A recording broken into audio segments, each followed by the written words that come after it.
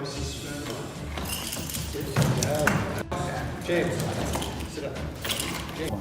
Let the back lady just say.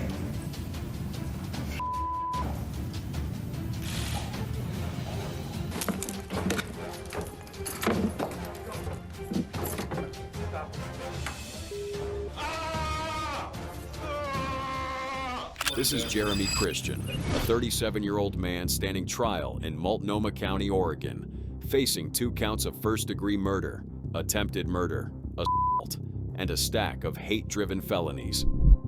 It all began on May 26, 2017, aboard a Max Light Rail train in Portland. Christian boarded like any other passenger, but within minutes, things began to take a very different turn. Jeremy first launched into a violent tirade, screaming racist and anti-Muslim slurs at 2 teenage girls, both black, one wearing a hijab, who were also passengers on the train. As he continued, 3 passengers decided they had had enough of his actions. They were Taliesin Namkai Mecha, Ricky Best, and Micah Fletcher, and they immediately stood up to shield the girls. But rather than backing down, Christian escalated.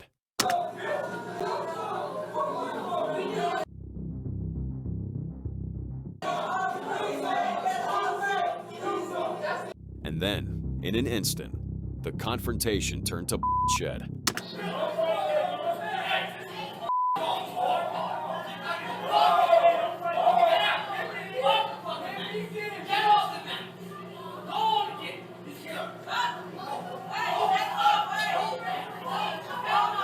Christian pulled out a knife and began to attack the men. Ricky Best, a 53-year-old Army veteran and father of 4, bled to death at the spot. Taliesin Namkai Mecha, just 23 years old, died later at the hospital. Only Micah Fletcher, though critically injured, survived the frenzied attack. Christian slipped off the train calmly, as if nothing had happened.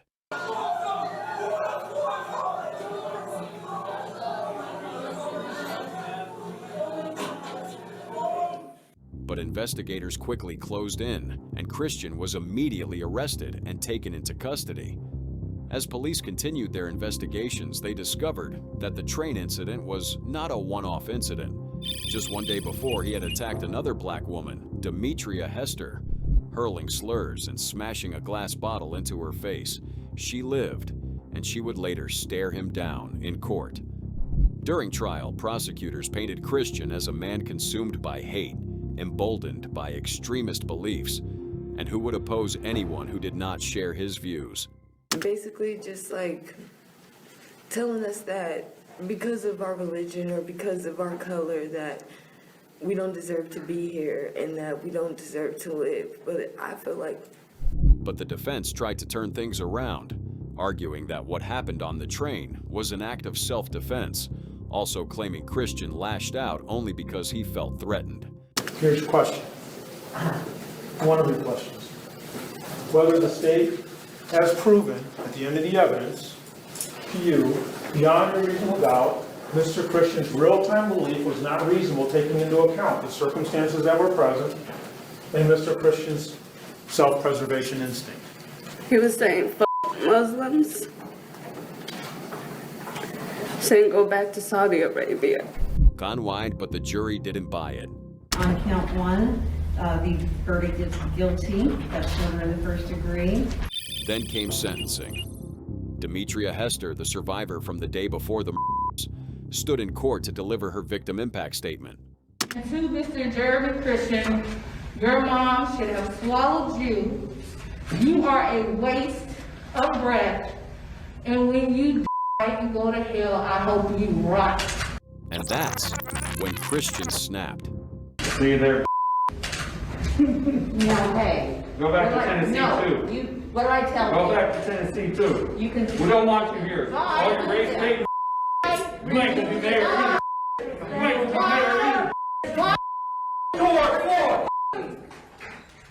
I should have killed you. Everybody knows you're alive. Everybody knows you're alive. Days later, he returned to the courtroom, only that this time he was shackled and silent. And it was in that silence that the judge delivered the final sentence. 2 consecutive life sentences without the possibility of parole, plus an additional 22 years. Christian's two consecutive life sentences. Those two life sentences, he will also serve an additional 26 years in prison. Jeremy turned his trial into a circus for his hate. But how does that compare to another defendant who believed his murders were an act of heroism? This is Frazier Glenn Cross, a 73-year-old white supremacist standing in court for one of the deadliest racially motivated attacks in Kansas history. He faced multiple counts of murder, attempted murder, and hate crime offenses. It was April 13th, 2014, the day before Passover, when Cross armed himself and drove to the Jewish Community Center in Overland Park. In broad daylight, he opened fire in the parking lot. His first victims were 69-year-old William Corporon and his 14-year-old grandson, Reet Underwood, who had simply arrived to attend a youth talent show. From there, Cross drove to Village Shalom, a nearby Jewish retirement community. He opened fire again, killing 53-year-old Terry Lamano as she visited her mother. In all, 3 lives were taken that day. He's charged with capital murder, which is the most serious crime that you can be charged with in the state of Kansas. It has the most serious penalty you can give, which is the potential of the death penalty. Authorities made it clear to the public that the motive behind these ruthless was pure hate. Cross had been on the FBI's radar for decades. As a former KKK leader and open neo-Nazi, he had long preached the eradication of Jews and minorities. Of intolerance and racism. The Southern Poverty Law Center, which tracks hate groups, says Miller founded his own chapter of the Ku Klux Klan in the 1980s. As the self-proclaimed Grand Dragon, he later renamed his group the White Patriot Party. And even after his arrest, he was caught on dashcam footage celebrating right there in the back of a police car. He even asked one officer to bring him some whiskey out of his car. In court, Cross pulled the craziest move yet. He fired his lawyers and decided to represent himself. That singular decision turned his murder trial from a regular court process into a stage for his rage, slurs, and conspiracy theories. I'll just get the hell out of here, go back to myself, and wait for phase 2 if you're not going to give me a fair trial. You won't even answer a simple question. What the hell am I with you? Miller, this is your warning, sir. If you're going to proceed in this manner, you will be removed from the court. What manner? Be specific. What the hell is he talking about? At one point, he even declared that his murders weren't crimes at all, but a so-called patriotic mission to defend the white race. The state must prove my criminal intent. I submit that I had no criminal intent. I had a patriotic intent to stop the side against my people. The prosecutors made the case on the basis of Cross's own words. Inside that Suzuki were 2 shotguns, a .38 caliber revolver, a .30 caliber carbine rifle, numerous rounds of ammunition for all 4 of those weapons, and the defendant, whose sole mission was to find and kill as many Jewish people as possible. The jury heard audio recordings of him praising Adolf Hitler and fantasizing about sparking a race war. The verdict came back, guilty on all counts. The jury also recommended that he be put to We, the jury, find the defendant guilty of capital murder as charged in County. During the victim impact statement, the families of his victims addressed the court about the aftermath of his actions that day. I lost my childhood in a split second. Any sense of normalcy was erased by an act of horrid hatred that will haunt me for the rest of my life. The last words I said to Bill were, "And you have the most important job." He said, "I know." And then came sentencing. Cross was ordered to die by lethal and what he did next was not the normal response of a man who was about to go to death row. I think the fat lady just sang.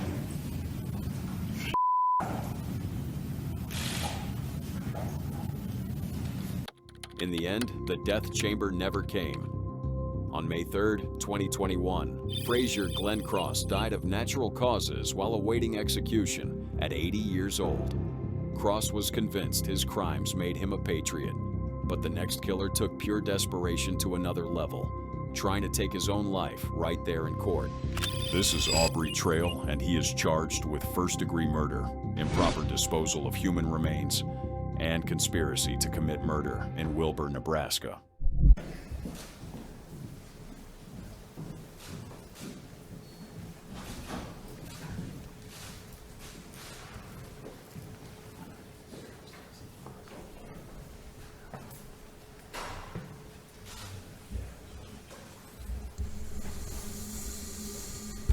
I would like to say that even though I have to direct my statement to the court, I understand that it's not for the court, it's for Sidney Lu's family. And I also want you to know that my attorneys could only defend me on what I told them. May 15th, 2017, began like any other day for Sidney Loof, a 24-year-old woman working at Menards in Lincoln, Nebraska. But that evening, she vanished without a trace after meeting a woman she'd connected with on Tinder. When the police got on the case, their investigation would soon point towards Aubrey Trail and his girlfriend, Bailey Boswell, as prime suspects in one of Nebraska's most shocking murder cases. The morning of November 15th, 2017, Trail and Boswell made a series of suspicious purchases: cleaning supplies, saws, grinders at various stores across Lincoln. Security cameras captured them calmly buying items that would later become crucial evidence in the murder investigation. And that afternoon, Loof was seen for the last time at work. Just minutes later, Trail entered the same store, their paths crossing briefly on surveillance footage. After Loof's disappearance, investigators quickly connected the dots. Her last Snapchat, "Ready for my date," soon pointed the police to the possible reason behind her mysterious disappearance. Soon, the police were at the heels of Trail and Boswell, and they were finally arrested and taken into custody. But the case would take a dramatic turn in the courtroom when Trail made it into the courtroom. Because during one of the hearings, Trail attempted to escape from the consequences of his actions, trying to kill himself right there in the courtroom. Bailey is innocent and I curse you all. Members of the Saline County Sheriff's Office swarmed Trail as he swooped at his neck with an unknown object. Despite this violent outburst, the trial continued. Evidence mounted, forensic analysis, digital trails, and finally Trail's own words. A lot of lies were told about Sidney Loof. I was fighting a death penalty case, so telling the truth was the farthest thing from my mind.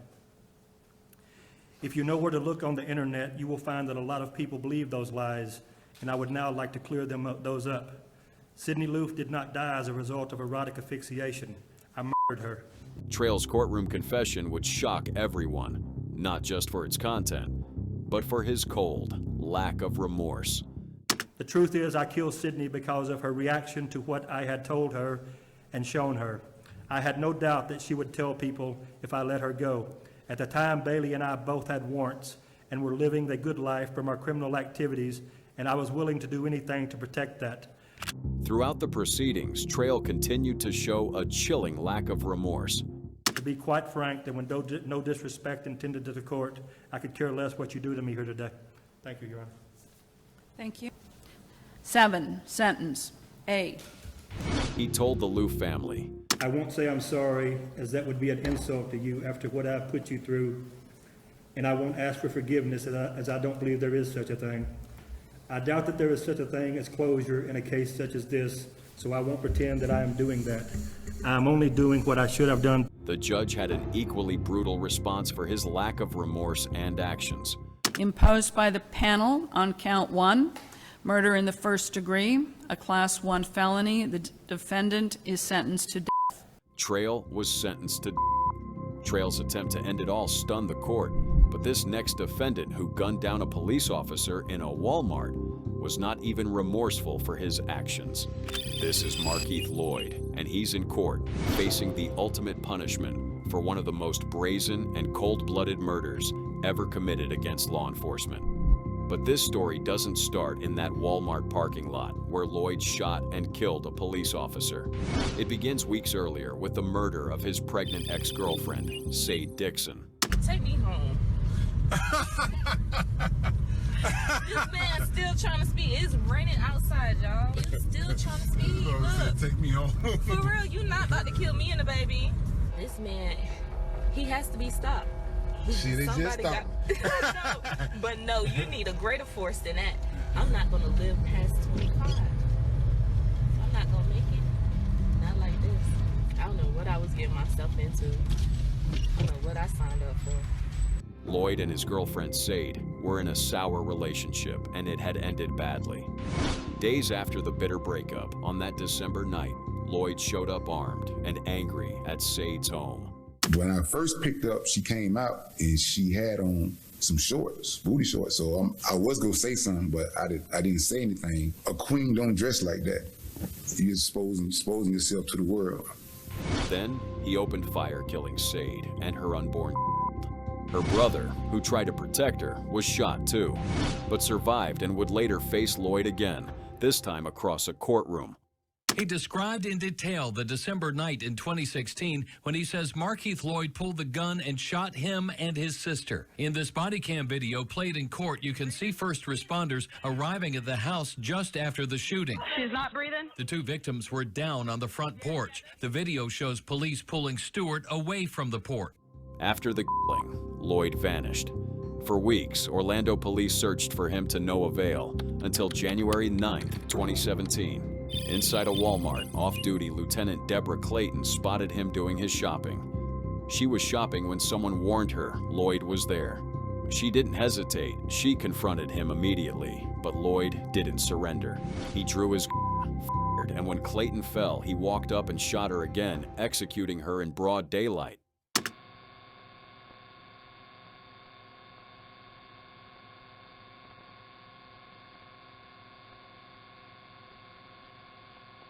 Clayton's death sent the entire city into mourning. Meanwhile, the authorities declared a city-wide manhunt for Lloyd, with officers from across the state joining the manhunt. Lloyd was finally cornered in an abandoned house 9 days later, and according to the authorities, he refused to go quietly.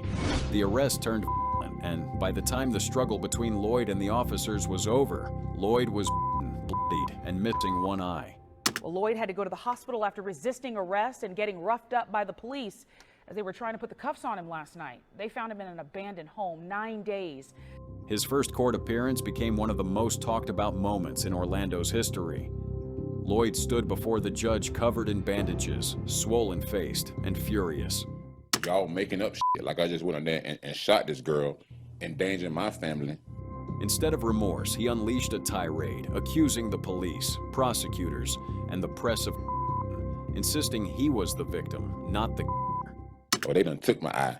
They done broke my nose, broke my jaw. They did all this till I resisted, but I crawled out to the fucking road. So how did I resist? I ain't resist shit. They just did that shit. They tried to hide it from the news people, but I'm here right now. All right, so you are refusing to discuss your initial complaint against counsel at this time, is that correct? Mr. Lloyd, watch your tone and the way you speak. Out. Out. Now, the news reported I came over here, bammed on these people's door, and gunned these people down when they answered me, and that's a complete lie.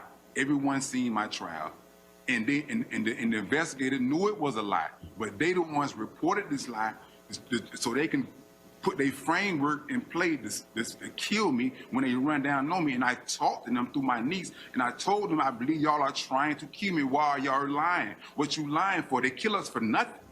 At one point, defense attorneys tried to argue that Lloyd might be insane, that no rational man could speak or act the way he did. Is that Markeith Lloyd has a significant delusional disorder with a psychiatric spectrum.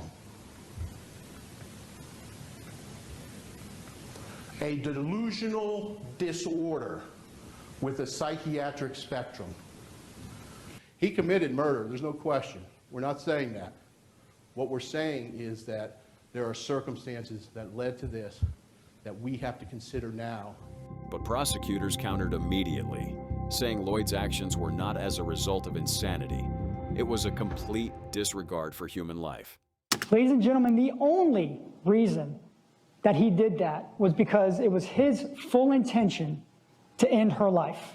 And you agree that the video shows that the defendant ran over towards her and stood over her? I do agree with that. And fired additional shots? He did. And right after that additional shot, Lieutenant Clayton's hand immediately went to her neck where that wound was located, correct? I do agree with that. Then came one of the most turning points in the court proceedings. Prosecutors produced jailhouse recordings before the court. In them, Lloyd bragged about the murders, laughing, showing no trace of guilt. Write me a book. Write you one. Get some money. Everybody else trying to get paid off my name. Let me use my own. The jury didn't need long. They found him guilty on all counts and unanimously recommended the death penalty. And in November 2021, the judge sentenced Lloyd to death for the murder of Lieutenant Deborah Clayton. But even then, Lloyd couldn't leave quietly. Markeith Lloyd having one more outburst as he was escorted out of the courtroom in handcuffs and foot shackles, looking at the sheriff in chief, yelling about oppression, ball and chain, and the system.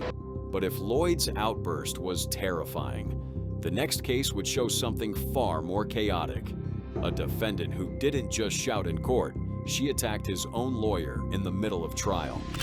This is Taylor Shabuznes, a 25-year-old convicted killer standing in a Wisconsin courtroom, the center of one of the most disturbing and chaotic cases the state has ever witnessed.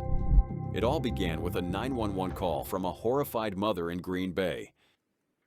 Pretty positive my son's head is in a bucket. I know I'm looking for my basement. What makes you think that? Because I looked in the bucket. What did you see? Exactly what I told you. It was the mother of 24-year-old Shad Therian, and she had discovered her son's head in a bucket in a basement. When officers arrived, that nightmare only deepened. There was blood trailing through multiple rooms, and the rest of the victim's remains were found stuffed into plastic totes and garbage bags. His head was, however, where his mother had found it.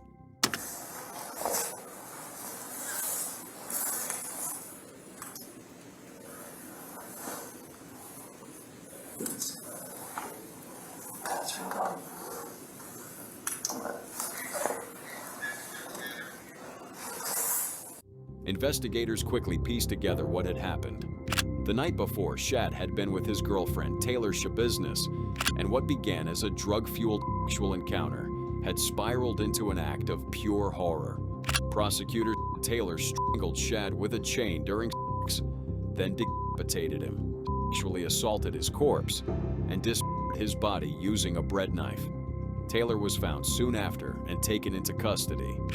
During interrogation, she confessed without hesitation, describing every step of what she had done without remorse. Like we were smoking, right? And then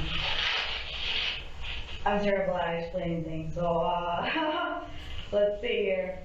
And then here comes the chain, right? And then he put it around his neck.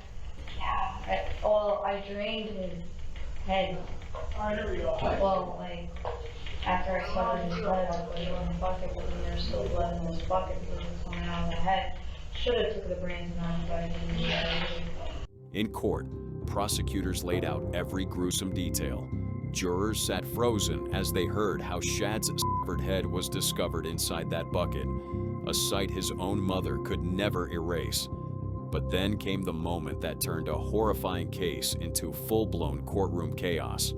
Without warning, Taylor lunged across the defense table, not at prosecutors, not at the judge, but at her own attorney. Stop it. Stop it. Taylor resisted violently, thrashing, screaming, and fighting off officers as the courtroom descended into mayhem. Stop it.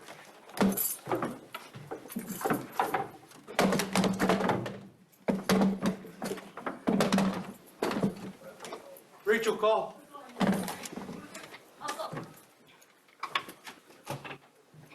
It took multiple deputies to finally subdue her.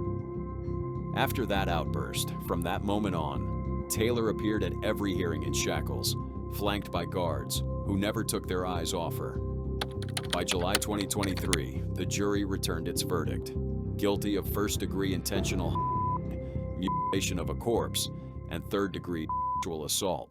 First verdict reads as follows. We, the jury, find the defendant, Taylor Denise Shabiznis, guilty of first-degree intentional homicide as charged in count 1 of the information, dated this date, July 26, 2023. When sentencing day came, the judge's voice was steady and firm. He handed down the only punishment possible, life in prison without the possibility of parole. 363, count 1, that's the first-degree intentional homicide as a repeater. It's a Class A felony.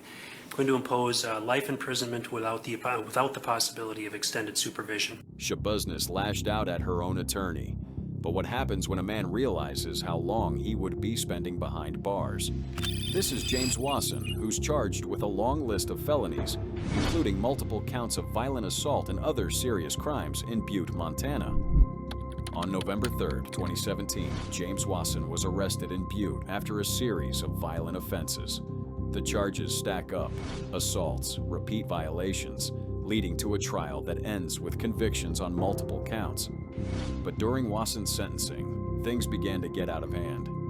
The judge begins to detail the punishment. The court hereby sentences the defendant to 10 years MSP with 3 years suspended. And in relation to counts 2. But as the sentence grows, 10 years here, 10 years there, Wasson grows more restless. 6, 7, and 11. The court also sentences the defendant to 10 years MSP with 3 years suspended on each count. Each of these counts shall run consecutive to each other. So the sentence in DC 17. Suddenly, Wasson tries to cut the hearing short, making it clear he's had enough. I'm good, let's go. Is 50 years MSP. The officers move in to restrain him while the judge continued reading out more years. Here's MSP. No, I'm good, let's go. Is 50 years with MSP, with 15 to be hereby suspended. Wasson fights to get up, flails in his chair, and now it takes several deputies to keep him under control. Suspended. James, sit up. James. But despite all these antics, the judge isn't done. More sentences are added, some with no time suspended, meaning every day will count. On each 3 counts, to 10 years MSP with no time suspended. Wasson is told he'll have a chance to review the written judgment, but the mood is getting sharper.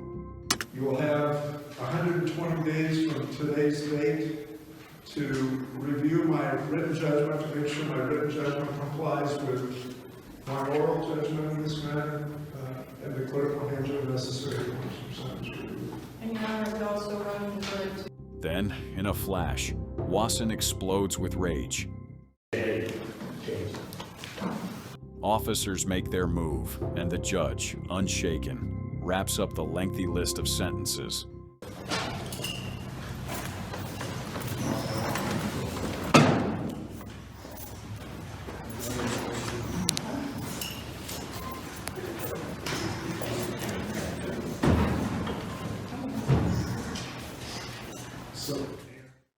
Wasson snapped as his sentence was read, but the next killer couldn't even wait that long. He lunged at the victim's families mid-hearing. This is Andrew Worth, standing trial in Jefferson, Wisconsin, a man accused of gunning down an off-duty police officer and her boyfriend outside a local bar. It was December 6th, 2009, when the deadly encounter occurred. According to reports, Worth was at a bar when police officer Jennifer Lewick, off-duty and enjoying a night out with her friends, playfully grabbed him from behind on the dance floor. Worth turned, said something to her, and soon her boyfriend, Greg Peters, stepped in to defend her. The confrontation spilled outside, and within moments, it turned deadly. By the time police arrived, Jennifer and Greg were both gone. 2 lives ended over a brief altercation, and the entire town was thrown into mourning over the loss of the 2 lives. Oconomowoc police officer Jennifer Lewick and her boyfriend Greg Peters were killed outside of a Jefferson bar more than a week ago. Strangers joined friends and family of the late Jennifer Lewick at a fundraiser for the slain police officer's 11-year-old son, Colton Mueller. It's really sad and tragic for him, to see him. Worth was arrested and charged with 2 counts of first-degree intentional homicide. His bail was set at $1 million in cash. But the moment the judge read that number aloud, the calm inside the courtroom shattered. In an explosive outburst, Worth lunged toward the victim's family, shouting,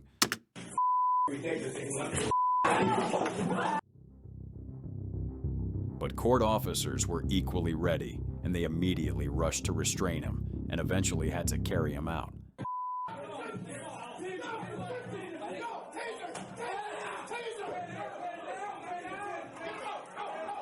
That defendant who was dragged out of court is a... Police Chief Jim Wallace, who was sitting beside Jennifer's family, later said the outburst was one of the most disturbing scenes he'd ever witnessed inside a courtroom. Later in court, Worth would claim that what happened that night was an act of self-defense, saying he saw Greg reaching for a gun. Do you remember what happened at that point in time? I remember everything up to there. Why did you reach for the gun? Because I was feared for my life. Why didn't you just run away? I honestly couldn't answer that. I don't know. But witnesses painted a much darker picture. Scott Tratter, a witness to the attack, testified that Jennifer stumbled back into the bar, for help before yelled, call 911, he's got a gun. And then she was standing there for a few minutes and then nobody had even known that she was shot at that point. When he ran outside, he saw Worth pointing a gun directly at Greg's head, shouting threats before walking away as Greg lay mortally wounded. He said he was having a hard time breathing, and nobody knew that he had been shot in the side until they pulled up his shirt and actually saw the wound. The prosecutor told the jury that while Officer Jennifer's actions that night was questionable, it did not warrant death.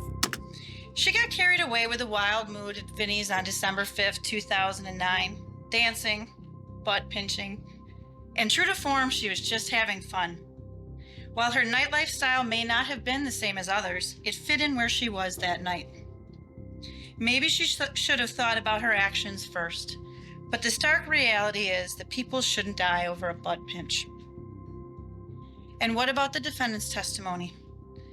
He showed us how he was holding the gun. He put his left hand up around the throat of Greg Peters, and he held that gun in his right hand to his head. And then, he doesn't remember the rest. By 1:15 a.m. on December 6, 2009, Jennifer Lewick and Greg Peters were both lying on the floor of the Rock Bottom Bar and dying. The defense attorney, however, reminded members of the jury that Worth never anticipated the confrontation. Andrew Worth did not set these events in motion. Now, ultimately, the responsibility is placed on him, and that's what you're here to judge as to how this ended. But he did not set this in motion, and there is no possible way that he could expect or anticipate this confrontation. There isn't too many people to tell us what happened. You've heard what Mr. Worth said. It's all about the butt grab at that point, like what happened inside. The woman grabbed me. Well, maybe you should just apologize. I'm not apologizing for anything. It goes from hot to white hot just like that. When the verdict finally came, Worth was acquitted of first-degree intentional homicide. Verdict count 1, we the jury find the defendant Andrew Worth not guilty of first-degree intentional homicide as charged in count 1 of the information.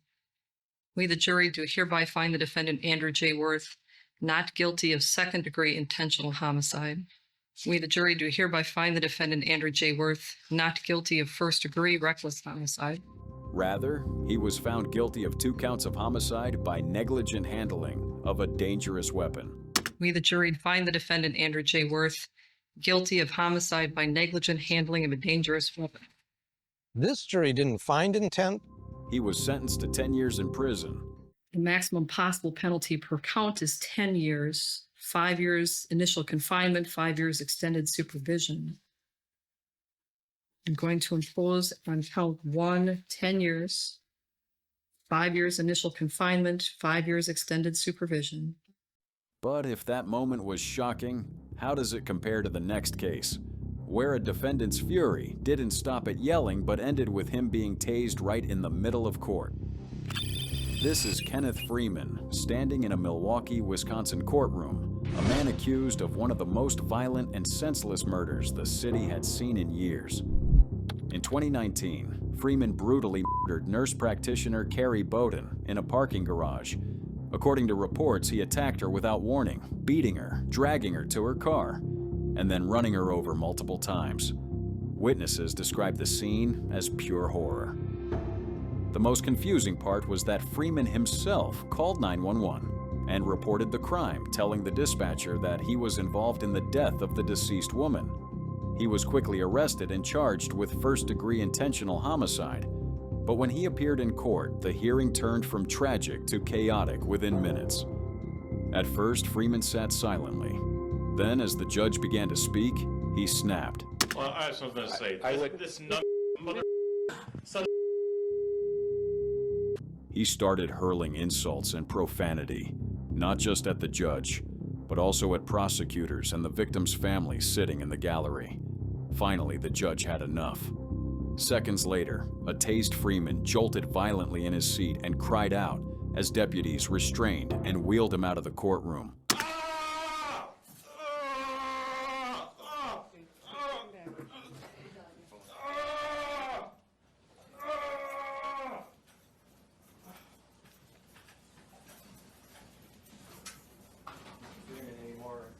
The hearing ended abruptly, and Freeman was later ordered to undergo psychiatric evaluation.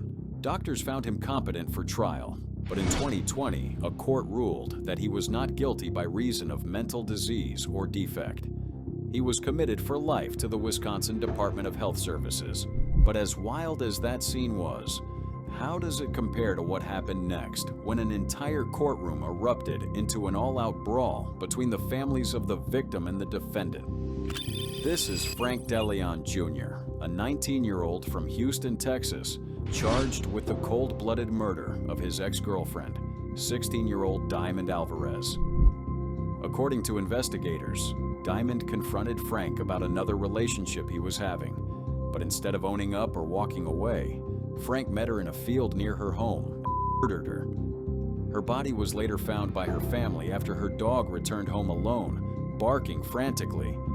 She had been shot 22 times in the chest. The discovery tore through the community, and Frank was quickly arrested and charged with first-degree murder. During his court hearing, emotions reached a breaking point as Diamond's mother stood to give her victim impact statement. Before, as you mentioned, this pure chaos lasted several minutes, and it all happened shortly after the victim's mother gave her impact statement where she called Frank DeLeon Jr. a monster.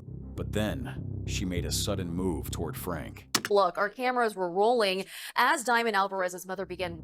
Deputies rushed in, but before they could restore order, Diamond's uncle leapt forward, reaching for Frank himself. Alvarez's mother began walking towards DeLeon. A bailiff holds her back. That's when the situation escalates with Diamond's uncle. Within seconds, Frank's own mother ran over to defend her son, turning the hearing into a full-blown courtroom brawl. Jumping in from the gallery and punching DeLeon. Del pushes Diamond's mother at one point, and the two fight in front of the judge. That's when another family member from Alvarez's side comes in to defend Diamond's mother and begins attacking DeLeon's mother. The fight sent chaos rippling through the courtroom, and in that confusion, another defendant in an unrelated case managed to slip away, escaping custody after removing his ankle monitor. After the fight, Diamond's mother tearfully apologized, explaining she simply couldn't contain her emotions as she faced the man who took her daughter's life. That was wrong of us because we're not monsters. But it's so much hate because I want my daughter back. Frank DeLeon Jr. eventually pled guilty and accepted a 45-year prison sentence. Prosecutors said he will have to serve at least half before being eligible for parole.